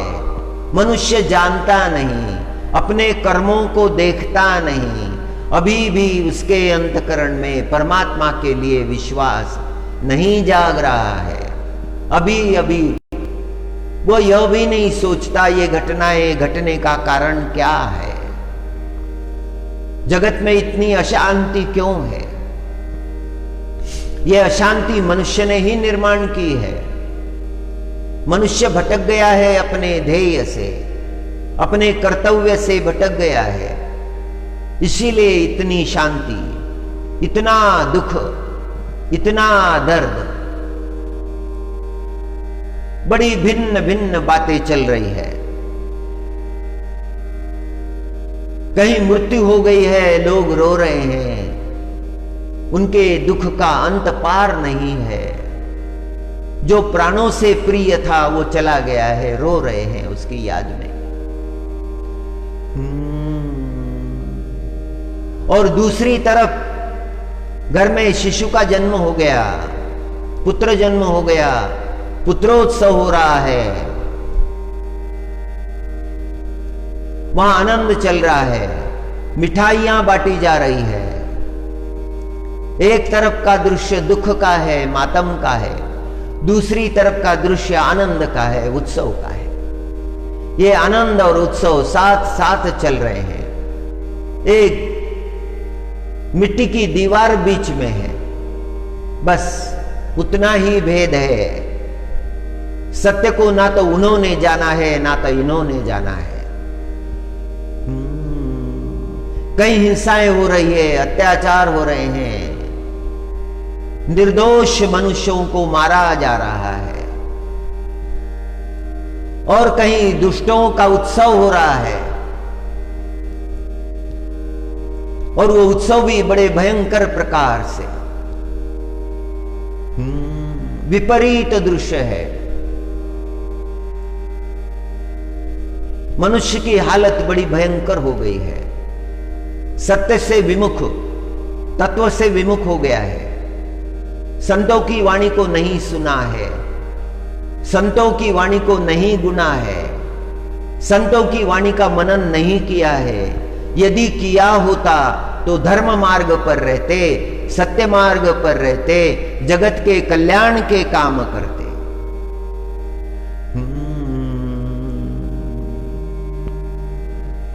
रैन गवाई खाय के, रैन गवाई, दिन भी गंवा दिया, रैन भी गंवा दी, दोनों गंवा दिया।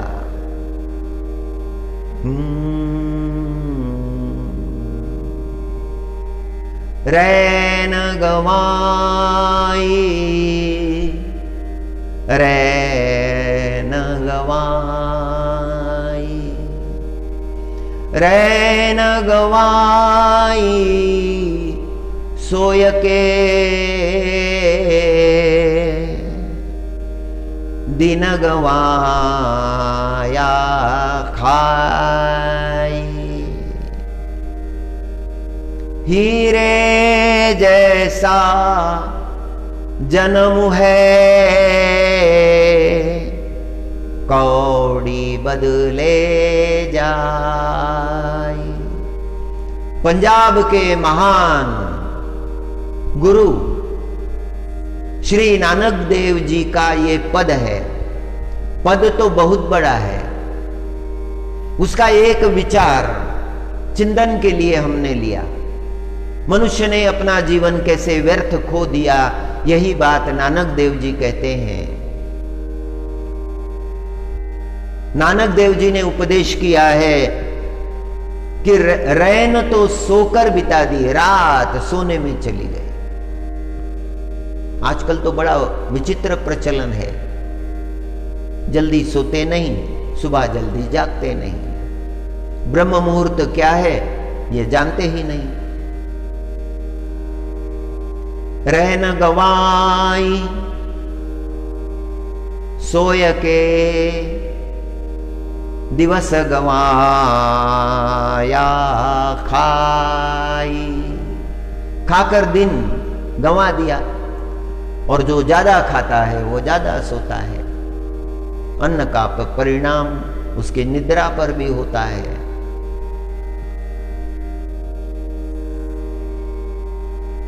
जिसे बहुत भोजन चाहिए उसे बहुत निद्रा भी चाहिए। जो कम खाएगा वो कम सोएगा। जिसका सोना समय पर है, जिसका जागना समय पर है, जिसके जीवन में एक नियम है, early to bed and early to rise, this is the way of healthy and wise. बड़ी सुंदर कहावत है, अर्ली टू बेड जल्दी सोना, अर्ली टू राइज और सुबह जल्दी जागना, early to bed and early to rise, this is the way of happiness and to be wise. ये स्वास्थ्य के लिए भी उत्तम है। स्वास्थ्य बिगड़ जाता है, डाइजेशन सिस्टम बिगड़ जाती है, क्योंकि समय नहीं है, नियम नहीं है, नियम का पालन नहीं है। जिसके जीवन में नियम का पालन नहीं, उसका सब कुछ बिगड़ जाता है। He does not know what for he has come in this world. वो जानता ही नहीं हम इस जगत में क्यों आए हैं, उसे पर्पस मिला ही नहीं। In fact, he has completed his education. He got his degree. He completed post graduation and other degrees also he has got. इतना सब करने के बाद भी ना तो समय से सोना है, ना तो समय से जागना है। उस विद्या का क्या उपयोग है जिसे प्राप्त करने में 40 साल लग गए, और 40 साल प्राप्त करने में लग गए, उसका उपयोग करने के भी लिए तो जीवन चाहिए। इसके बारे में तो कोई नियोजन करना पड़ेगा।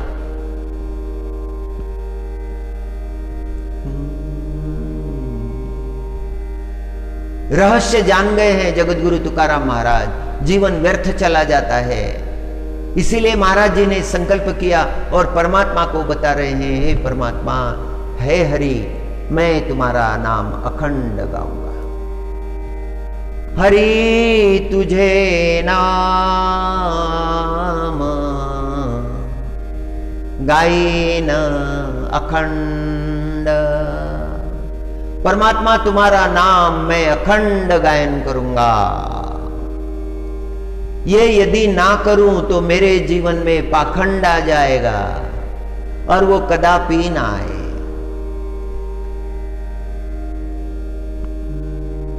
अंतरी विश्वास अखंड नामाचा, काया मने वाचा हे देई। मैं तो चाहता हूं कि अखंड तुम्हारा भजन करता रहूं, परमात्मा यही मुझे दीजिए। अंतरी विश्वास अखंड नामाचा, अखंड भगवन नाम। हरि हरि हरे राम राम राम हरे हरे, हरे कृष्णा कृष्णा कृष्णा हरे हरे। यमुना के तट पर जीव गोस्वामी महाराज राम नाम का मंत्र जाप कर रहे थे। हरे राम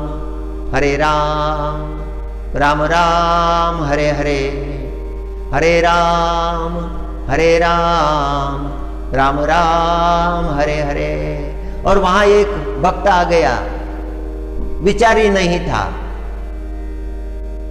और आने के बाद में वो महाराज जी को स्पर्श करके पूछने लगा,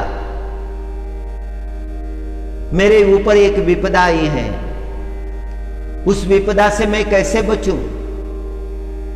महाराज जी ने उसकी तरफ देखा, उसकी बात सुन ली और उससे कहा, बैठो, ये सुनो,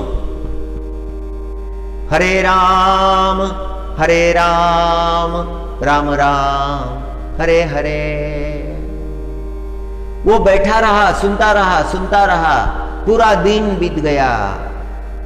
1,00,000 मंत्रों का उच्चारण स्वामी जी महाराज ने किया था। जब उनका पूरा हुआ, भगवान नाम संकीर्तन पूरा हुआ, उस भक्त ने जीव गोस्वामी महाराज के चरणों में दंडवत किया। वृंदावन धाम की घटना है। और कहा कि मेरे अंतकरण के सारे संदेह मिट गए, सारी समस्याएं मिट गई। मैं जगत में बहुत उलझा गया था, उस जगत ने मेरे मन को उलझा दिया था।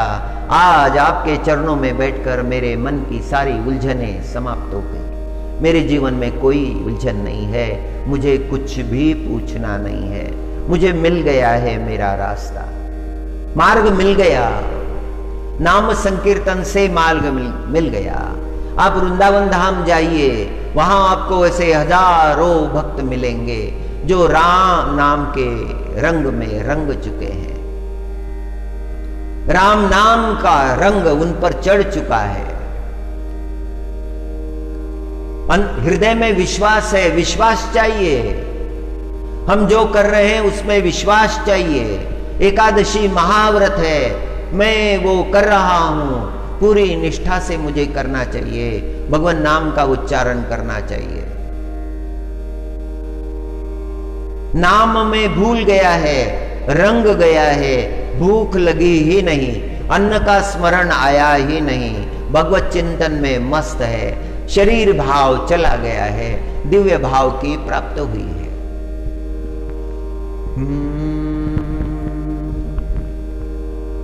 अंतरी विश्वास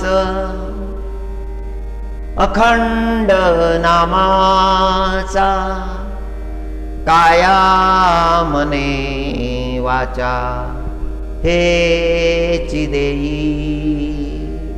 मेरे जैसे भक्त को ऐसी प्रार्थना करनी चाहिए कि हे परमात्मा, मेरे अंतकरण में विश्वास टिकता नहीं है,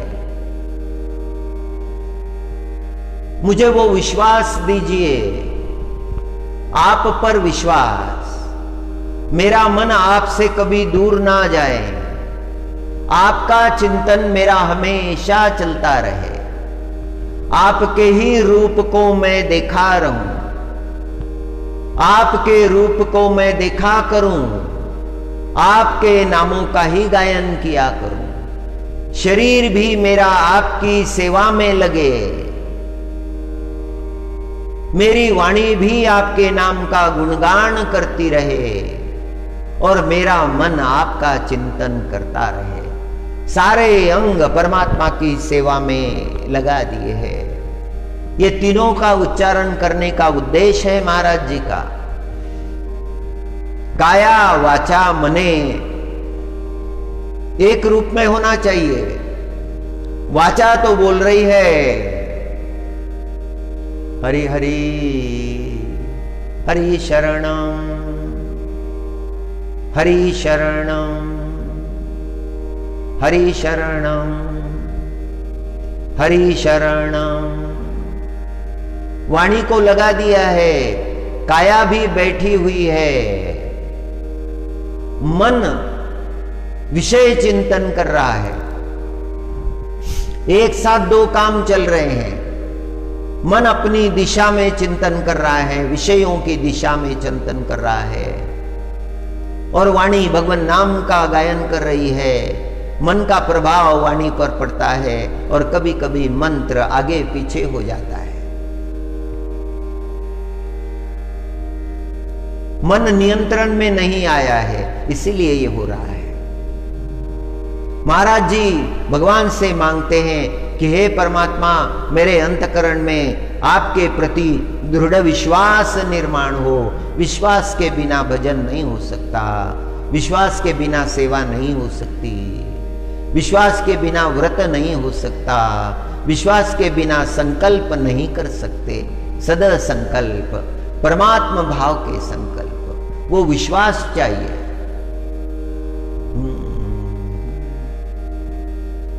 What I lack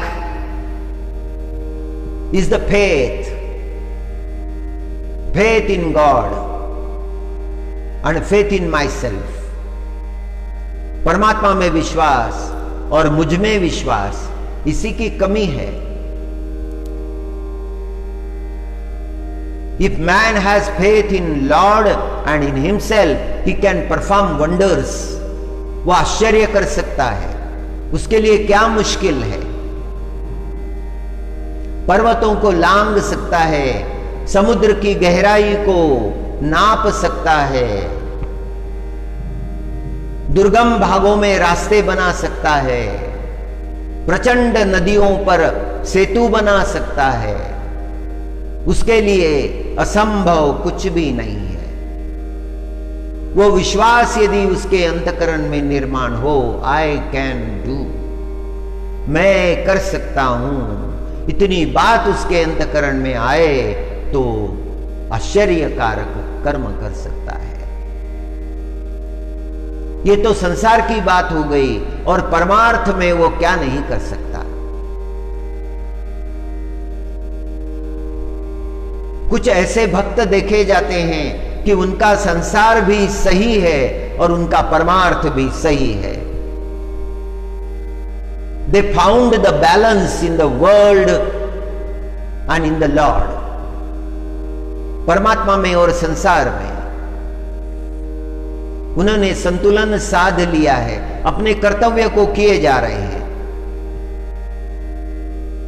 परमार्थ मार्ग पर है, दृष्टि उनकी परमार्थ पर है, लेकिन कर्म उन्होंने छोड़े नहीं है, कर्म किए जा रहे हैं। कर्म का महत्व है।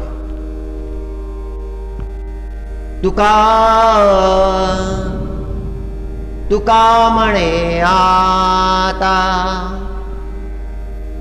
देई संत संग, तुका म्हणे आता देई संत संग। हे परमात्मा, अभी संत संग दे दो। संत संग मिलने के बाद में बुद्धि उस स्थान पर स्थिर रहती है।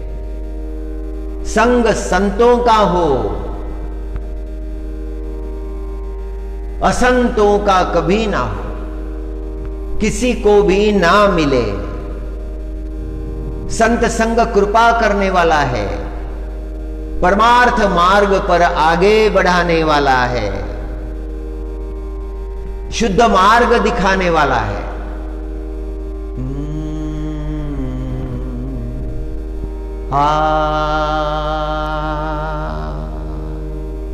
हरि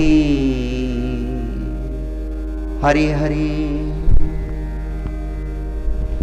हरि हरि हरि। प्रयाग के पास एक गांव में महात्मा रामानंद स्वामी जी का जन्म हुआ।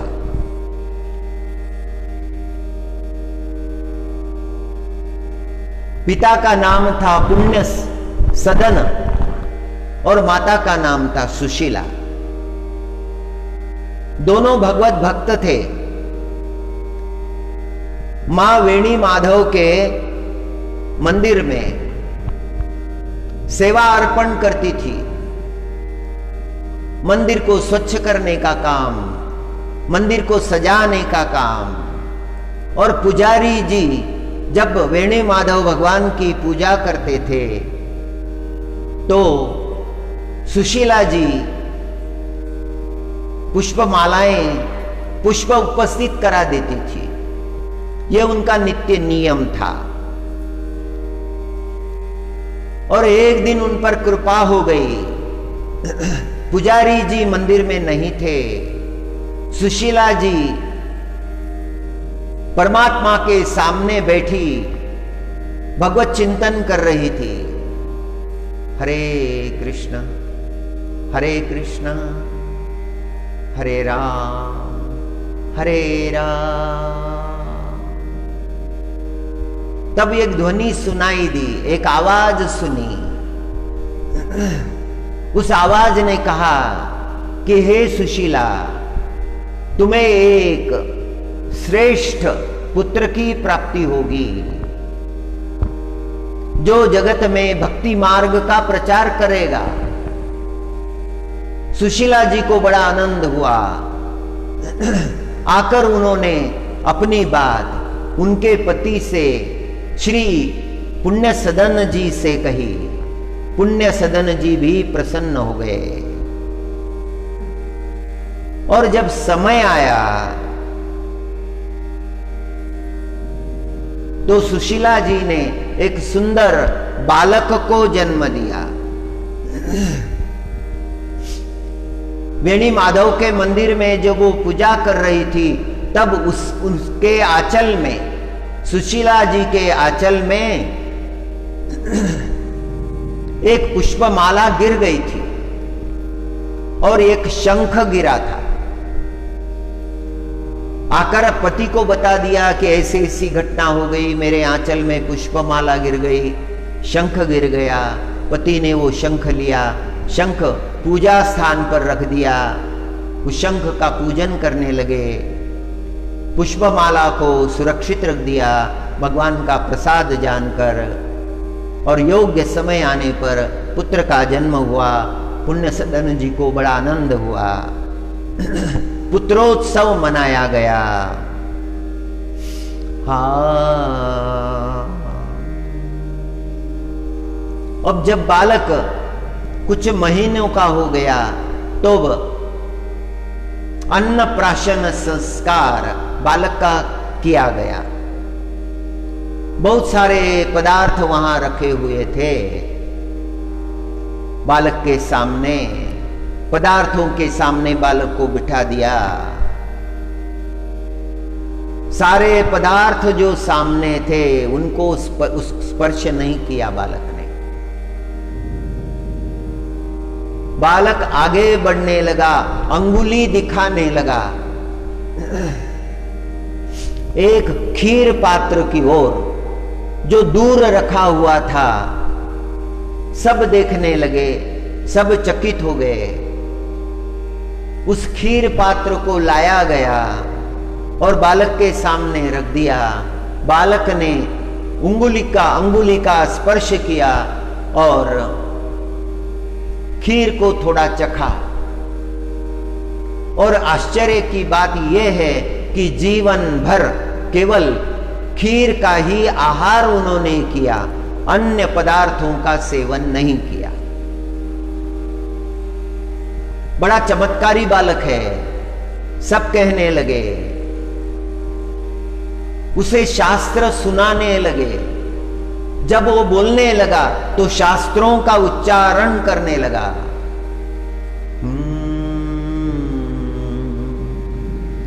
हरि हरि। जब 5 वर्ष का हो गया, उसका नाम रखा रामदत्त। दत्त का मतलब है दिया है, रामदत्त माने राम प्रभु ने दिया है। जो राम प्रभु का प्रसाद है, इसी कारण उसे रामदत्त कहा गया। बालक बड़ा मेधावी निकला। 5 वर्ष की अवस्था में गुरुकुल भेजा। गुरुकुल में जाते ही पंडित जी जिस श्लोक का उच्चारण करने लगे, उस श्लोक का उच्चारण वह बालक भी करने लगा। बालक की मेधावी शक्ति देखकर गुरुजी ने कहा कि यहाँ नहीं, इसे काशी ले जाइए, काशी में ये ज्ञान प्राप्त करे। काशी में बड़े बड़े पंडित हैं, महात्मा है, वही इसे सिखा सकते हैं। बालक को काशी ले गए, गुरुकुल में डाला गया। वहां पर गुरुजी चकित हो गए, संहिताएं मुखोद्गत हो गई। कोई महात्मा यदि श्लोक उच्चारण में कोई गलती कर देता तो ये तुरंत उस श्लोक को सुना देते।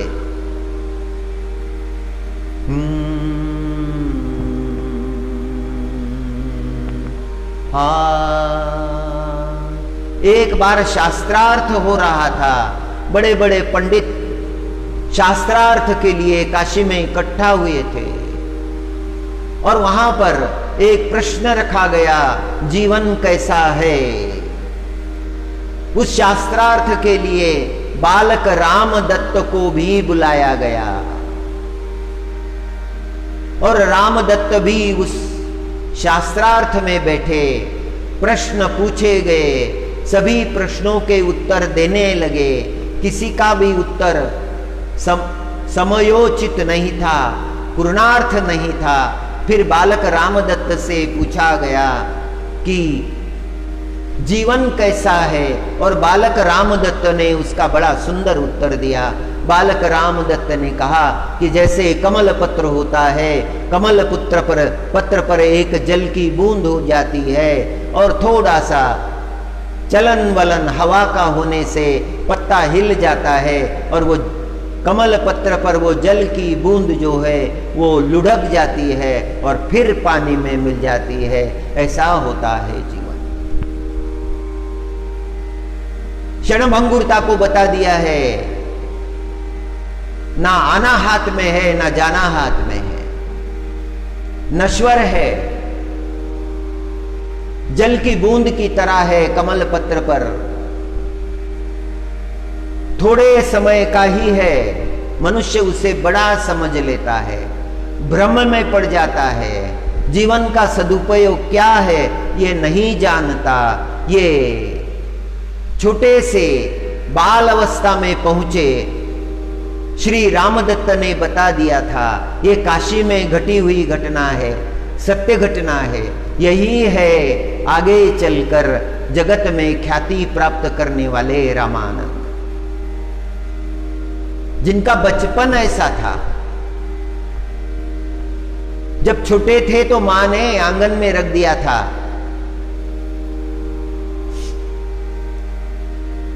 एक कौवा आता था और उनका खिलौना उठाकर उड़ जाता था और रामदत्त उसकी तरफ हाथ दिखाकर उससे खिलौना मांगने लगते थे तो कौवा दौड़कर आता था और खिलौना रखकर चला जाता था। कौवा खिलौना ले जाता है, फिर लाकर रख देता है। संसार के पदार्थ तो ऐसे ही है, जिसकी प्राप्ति के लिए मनुष्य प्रयत्न करता है। कभी मिलते हैं, कभी खो जाते हैं, फिर मिलते हैं, फिर खो जाते हैं। जब मिलते हैं तो आनंद होता है, जब खो जाते हैं तो दुख होता है। यही तो जीवन की व्यवस्था है। पाने पर सुख, खोने पर दुख, पाना खोना चलते रहता है जीवन में। माता पिता भी हैरान रह गए। पंडितों ने देखा कि ये क्या चमत्कार है, ये क्या बात है। हम पास में जाओ तो कौवा आता नहीं, उड़ जाता है, फिर दिखता नहीं। और एक तोता आता है, बाईं तरफ वो तोता बैठ जाता है और रामदत्त के सामने राम राम राम नाम का उच्चारण करते रहता है। जैसे राम नाम का संदेश लेकर वो तोता बालक उस शैशव अवस्था में रामदत्त को वो मंत्र गुनगुनाने के लिए मंत्र देता है और मंत्रोच्चार चलते ही रहता है, राम नाम का मंत्र। और वही आगे चल के रामानंद स्वामी हुए, जिन्होंने काशी में निवास किया, कई लोगों के जीवन में राम नाम का प्रचार प्रसार किया। जगत में आए हैं किस लिए ये पता है। संतों के सानिध्य में ये ज्ञान प्राप्त होता है कि हम किस लिए आए हैं, हमें क्या करना है। उन संतों के चरणों में जो सुख है, उस सुख का वर्णन नहीं हो सकता।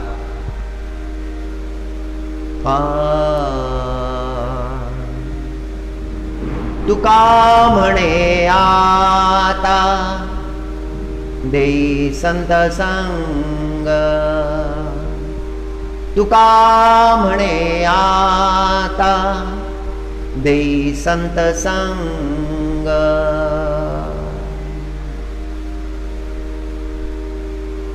तुझे नामी रंग भरो मना। नचिकेता जी जो प्रश्न पूछने वाले हैं, जो प्रसंग कठोपनिषद का है, पिता से जो प्रश्न किया बहुत गहरा प्रश्न था कि आप मुझे किसे देंगे। और पिता ने मृत्यु को कहा तो मृत्यु के से मिलने, यम भगवान से मिलने नचिकेता यमलोक चले गए। वहां पर यमदेव जी से प्रश्न करेंगे और उन प्रश्नों का उत्तर यम भगवान देंगे। ये कठोपनिषद का प्रसंग है। कठोपनिषद का शांति पाठ है। ओम सहना भवतु सहनो भुनक्तु सह वीर्यं करवावहै तेजस्विनावधीतमस्तु मा विद्विषावहै। ओम शांति शांति शांति। ओम नमो नारायणाय, ओम नमो नारायणाय, ओम नमो नारायणाय, ओम नमो नारायणाय, ओम नमो नारायणाय, ओम नमो नारायणाय।